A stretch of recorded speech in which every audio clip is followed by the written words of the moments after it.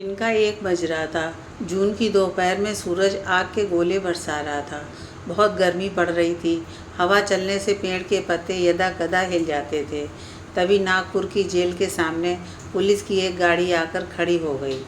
SI Rampal ने jail के gate पर तैनात एक बूढ़े से दिखने वाले सिपाही को अपना आईडी कार्ड दिखाते हुए कहा, गेट खोलो, आज कोर्ट ने 4 कैदियों को जेल भेजा है। सिपाही ने रुमाल से अपने चेहरे का पसीना पोंछते हुए गेट खोलकर चारों कैदियों को अंदर आने का इशारा किया और गेट बंद कर दिया। एसआई रामपाल जेलर के कार्यालय में घुसते हुए जेलर तरुण शर्मा से बोला, साहब, इस लड़की पर खास ध्यान रखना, इसने अपने ससुर की हत्या की है।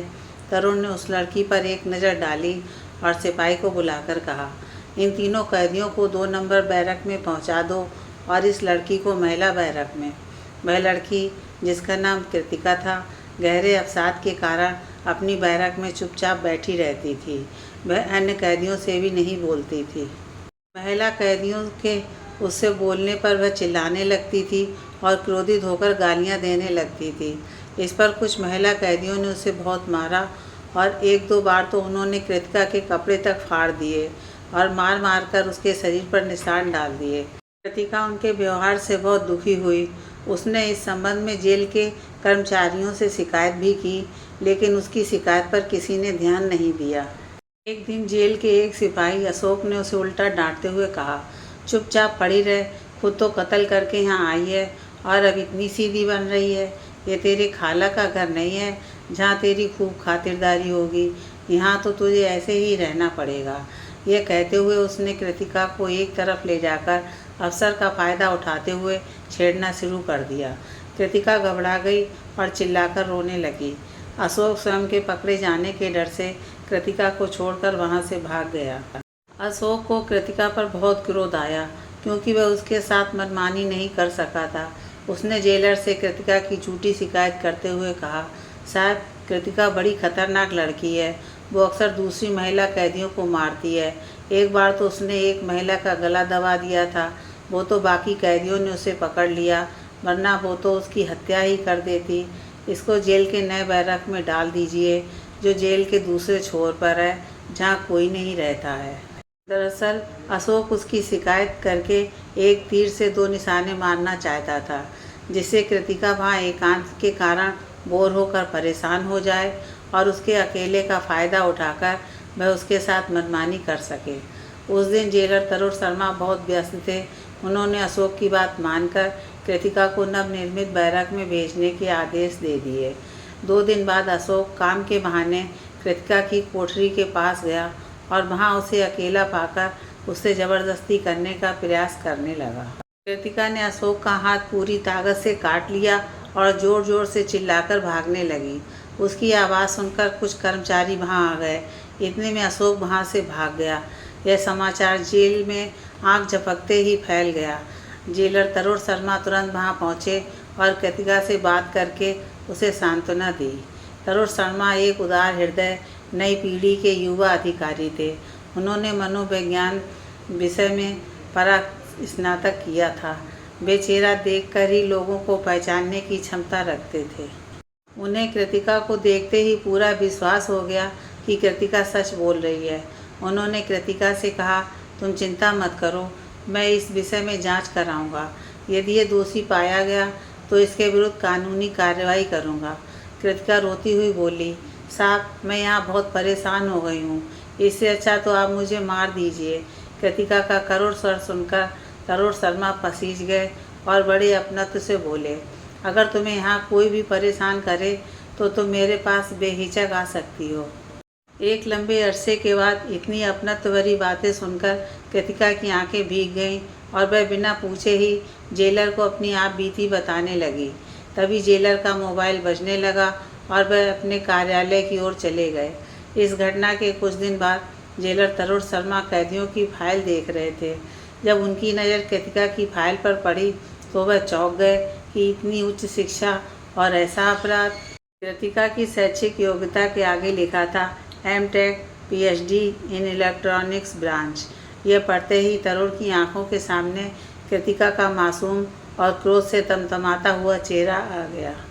उन्होंने अपराध शास्त्र का भी गहन अध्ययन किया था, इसलिए उन्होंने जिज्ञासावश कृतिका के केस के संबंध में विस्तार से जानने का निर्णय लिया। एक दिन कृतिका अपने बैरक में लेटी हुई थी, तभी उसे किसी के आने की आवाज़ सुनाई दी। उसने आलतन गालियाँ देना शुरू कर दिया, क्योंकि जेल के सिपाही अक्सर उस पर गलत नज़र रखते थे और किसी न किसी बहाने वहाँ आते रहते थे। तरुण शर्मा ने कृतिका को देखा और धीमे स्वर में कहा, देखो, मैं यहाँ आया हूँ, तुम्हें यहाँ कोई परेशानी तो नहीं है? कृतिका कुछ नहीं बोली और डरकर अपने कमरे से भाग गई, क्योंकि वह तरुण शर्मा को पहचान नहीं पाई थी। तरुण शर्मा ने चिल्लाते हुए कहा, मैं इस जेल का जेलर हूँ, तुम घबराओ मत। इतने में जेल के कुछ और अधिकारी वहाँ आ गए और उन्होंने कृतिका को समझाया कि जेलर साहब तुमसे मिलने आए हैं। थोड़ी देर बाद कृतिका तरुण शर्मा को पहचान गई और आंखें नीची करके जेलर से क्षमा मांगने लगी। तरुण ने जेल की महिला कर्मचारियों से कुछ कहा और वहाँ से चल दिए। थोड़ी देर बाद कृतिका को जेलर के कार्यालय में 2 महिला सिपाही लेकर आईं और सफ़ेद कमीज, काली पैंट और नीली टाई में एक मैरून रंग की रिवॉल्विंग चेयर पर बैठे थे। उनकी बड़ी सी मेज पर एक शीशा लगा था, जिस पर कुछ रजिस्टर, पेपर वेट, कंप्यूटर और टेलीफोन रखा था। कार्यालय की खिड़कियों और दरवाज़ों पर गुलाबी पर्दे लगे थे, जो पंखे की हवा से हिल रहे थे। तरुण ने चपरासी को 2 कप चाय और समोसे लाने को कहा। तरुण ने गोटी फेंकते हुए सच्चाई जानने के उद्देश्य से कहा, देखो, मैं जानता हूँ कि तुमने अपराध नहीं किया है। तुम तो इतनी पढ़ी लिखी हो, तुम ऐसा अपराध कर ही नहीं सकती। जेलर की बातें सुनकर कृतिका किसी गहरी सोच में डूब गई और चुपचाप छत की ओर एकटक निहारने लगी। 5 मिनट गुजर चुके थे। कृतिका ने अभी तक चुप्पी नहीं तोड़ी। इतने में चपरासी चाय और समोसे ले आया। तरुण ने चाय का कप और समोसे की प्लेट कृतिका की तरफ बढ़ाते हुए कहा, लो, चाय पी लो, मैंने तुम्हारे लिए मंगवाई है। जो कृतिका अब तक चुप बैठी थी, अचानक ज़ोर ज़ोर से रो पड़ी। उसकी आंखों से निरंतर आंसू बहे जा रहे थे। तरुण जानता था कि ऐसी मानसिक अवस्था से गुजर रहे लोगों को कैसे डील किया जाता है। उसने तुरंत जग से गिलास में पानी डालकर कृतिका को पकड़ाया और कहा, कोई बात नहीं, अगर तुम नहीं बताना चाहती हो तो मत बताओ। लो, पानी पी लो। कृतिका कुछ देर तक सिसकती रही, फिर उसने धीरे धीरे पानी पी लिया। तरुण ने उसे चाय पीने का इशारा किया और अपने काम में व्यस्त हो गया, ताकि कृतिका कुछ सहज हो सके। कृतिका ने पानी पीने के बाद झिझकते हुए चाय का कप और एक समोसा उठा लिया। महीनों तक जेल का बेस्वाद खाना खाने और तरुण के मानवीय व्यवहार के कारण कृतिका को उस दिन चाय और समोसे खाकर बहुत अच्छा लगा। उसने तरुण को धन्यवाद दिया और कुछ सहज हो गई। तरुण ने उसकी मानसिक स्थिति को भांपते हुए सवाल उछाला, तुम कहाँ की रहने वाली हो? तुमने कहाँ से पढ़ाई की है? कृतिका से जेल में आने के बाद किसी ने पहली बार इतने प्रेम से बात की थी। वह एक लंबी सांस लेकर बोली, सर, मेरा जन्म नासिक में हुआ था। मैंने पुणे से स्कूली पढ़ाई की है और आगे की पढ़ाई के लिए मैं मुंबई चली गई थी। तब तक कृतिका बहुत हद तक सामान्य हो चुकी थी। यह देखकर तरुण ने पूछा, तुम पर यह आरोप क्यों लगा है? तुम तो बहुत शरीफ लगती हो। कृतिका अचानक उदास हो गई और बोली, सर, मेरे पेरेंट्स की डेथ मेरे बचपन में हो गई थी। मेरे रिश्तेदारों ने अपना बोझ हटाने के लिए मेरी मैरिज बिना लड़के का घर देखे ही कर दी। मेरी मैरिज के 1 महीने बाद ही मेरे हस्बैंड की टीबी से डेथ हो गई। मेरी मैरिज की पहले मुझे उनकी डिसीज़ के बारे में कुछ नहीं बताया गया था। उनकी डेथ के बाद मेरे फादर इन लॉ मुझे गलत नज़र से देखने लगे और मौका मिलने पर वो मुझे टच करने लगे। एक दिन जब घर में कोई नहीं था तो वो मेरे बेड पर आ गए जब मैं सो रही थी। मेरे ऑब्जेक्शन करने के बाद वो मुझे जान से मारने की धमकी देने लगे। वो मेरे कपड़े उतारने लगे और मेरा मुंह तकिए से बंद करने की कोशिश करने लगे। मैं उनकी इंटेंशन देखकर बहुत घबरा गई। मैंने पूरी ताकत लगाई और उनको ज़ोर से धक्का दे दिया। उनका सिर लोहे की अलमारी के हैंडल से टकराया और उनके सर से बहुत सारा ब्लड बहने लगा, जिससे थोड़ी देर में उनकी डेथ हो गई। तरुण ने कहा, यह तो तुम्हारे साथ बहुत बुरा हुआ। मैं चाहता हूँ कि तुम अनपढ़ कैदियों को पढ़ाओ। एक एनजीओ इस काम में हमारी मदद करने को तैयार है। यह काम करके तुम्हें भी अच्छा लगेगा। तरुण के व्यवहार से कृतिका बहुत प्रसन्न हुई और उसे तरुण के पास बैठकर बहुत अच्छा लगा। उस दिन उसे एक प्यारा सा एहसास हुआ और वह तरुण से दोबारा मिलने के संबंध में सोचने लगी। उसे लगा कि तरुण के कारण ही उसकी जेल में इज्जत बच सकी। वह तरुण के संबंध में देर देर तक सोचने लगी। कृतिका के जेल में पढ़ाने से अन्य कैदी उसका सम्मान करने लगे। वह जेल में मैडम जी के नाम से जानी जाने लगी। इससे कृतिका का आत्मविश्वास बढ़ने लगा और वह अपने अवसाद से बाहर आने लगी। समय समय पर तरुण भी उसका हालचाल लेने आते रहते थे। तरुण द्वारा उसका ध्यान रखने से जेल के अन्य अधिकारी और कर्मचारी भी उससे सभ्यता के साथ पेश आने लगे। अवसाद से बाहर आने के बाद वह पहली की तरह नियमित रूप से नहा धोकर साफ सुथरी रहने लगी और उसका व्यवहार भी अत्यंत मृदु हो गया। इससे वह बहुत सुंदर, सुशील और शिक्षित महिला लगने लगी। लेकिन यह भी सच था कि उस पर बहुत गंभीर अपराध हत्या का आरोप लगा था, जिसमें जमानत मिलना भी बहुत मुश्किल था। एक दिन कृतिका कैदियों को पढ़ा रही थी, तभी एक महिला काले कोट में वहां आई। उसने अपना परिचय देते हुए कहा, मैं एक एनजीओ महिलाओं की आवाज़ में काम करती हूँ। मैं गरीब और शोषित महिलाओं का केस कोर्ट में लड़ती हूँ। अगर आप लोगों को कानूनी सहायता चाहिए तो आप मुझे अपनी समस्याएं बता सकती हैं। कृतिका ने उस महिला वकील को अपनी आप बीती सुनाते हुए कहा, मेरे ससुराल वालों ने कह दिया है कि वो मुझे फांसी लगवाकर ही रहेंगे। वकील साहिबा बोली, आपके साथ अन्याय हुआ है, मैं आपकी पूरी सहायता करूंगी। एक दिन कैदियों की पढ़ाई के संबंध में बात करने के लिए कृतिका तरुण के कार्यालय गई। तरुण थोड़ा खींचकर अपने कंप्यूटर पर जल्दी जल्दी माउस चला रहे थे। उनके मुंह से अनायास निकल गया, आज ही सीसीटीवी को खराब होना था। कल यहाँ डीआईजी जेल का दौरा है। अगर सीसीटीवी कैमरे चलते हुए नहीं मिले तो वो मेरी खाट खड़ी कर देंगे। तरुण बहुत परेशान थे, इसलिए उन्होंने कृतिका पर बिल्कुल भी ध्यान नहीं दिया और उससे कुछ नहीं बोले। कृतिका ने 10 मिनट की चुप्पी के बाद हिचकते हुए कहा, सर क्या बात है, आप इतने परेशान क्यों हैं? तरुण ने कहा, आज सुबह से सीसीटीवी कैमरों का डिस्प्ले कंप्यूटर पर काम नहीं कर रहा है। तभी तरुण को किसी आवश्यक कार्य से बैरक नंबर 1 में जाना पड़ा। जब तरुण वापस कार्यालय में आया तो उसने देखा कि कृतिका उसके कंप्यूटर पर कुछ कर रही है। वह बोली, सर अब आप देख लीजिए। जैसे ही तरुण ने सीसीटीवी रिकॉर्डिंग आइकॉन पर क्लिक किया, उसे जेल में लगे कैमरों द्वारा लिए गए सभी चित्र दिखाई देने लगे। तरुण प्रसन्नता से उछल गए और बोले, वाह, तुमने तो मुझे इतनी बड़ी समस्या से बचा लिया। चपरासी को आवाज़ देते हुए उन्होंने कहा, रामदीन 2 कप कॉफ़ी ले आ। कृतिका ने चहकते हुए कहा, मैंने तो इलेक्ट्रॉनिक्स की पढ़ाई की है, ये काम तो मेरे लिए बहुत आसान है। उसके चेहरे पर उस दिन एक लंबे अरसे बाद मुस्कुराहट आई थी। मुस्कुराती हुई कृतिका का मासूमियत और आत्मविश्वास से भरा चेहरा तरुण को बहुत अच्छा लगा। तरुण ने उसकी प्रशंसा की और कहा, तुम बहुत इंटेलिजेंट और बोल्ड लड़की हो, तुम्हें तो कहीं और होना चाहिए था। तरुण की बातों ने कृतिका के कोमल हृदय में हलचल मचा दी और वह शर्माकर चुप हो गई। तरुण कृतिका से और भी विषयों पर बात करने लगे, क्योंकि वह उसकी योग्यता से बहुत प्रभावित हुए थे। कृतिका के केस की अगली तारीख थी। उसे यह देखकर बहुत आश्चर्य हुआ कि इस बार उसके ससुर का वकील बड़े बेमन से काम कर रहा था। उसने पहले की तरह न्यायालय से उसे कड़ी सज़ा देने का अनुरोध भी नहीं किया, ना ही वह पहले की तरह कृतिका के विरुद्ध झूठे गवाह लाया था। उसका केस उन्हीं वकील साहिबा ने लड़ा जो एक दिन जेल में आई थी। कृतिका अब साधारण पढ़ाई के साथ साथ कैदियों को सरकारी योजना डिजिटल इंडिया के तहत तकनीकी ज्ञान भी देने लगी। वह काम के बहाने तरुण से मिलती रहती थी, क्योंकि तरुण के साथ बैठने में उसे एक विशेष प्रसन्नता का एहसास होता था। तरुण भी उसके कार्यों में हर संभव सहायता करते और बड़े प्यार से बोलते थे, लेकिन कृतिका को उनके व्यवहार से कभी ऐसा नहीं लगा कि वे भी उसके लिए अपने हृदय में प्रेम की भावना रखते हैं।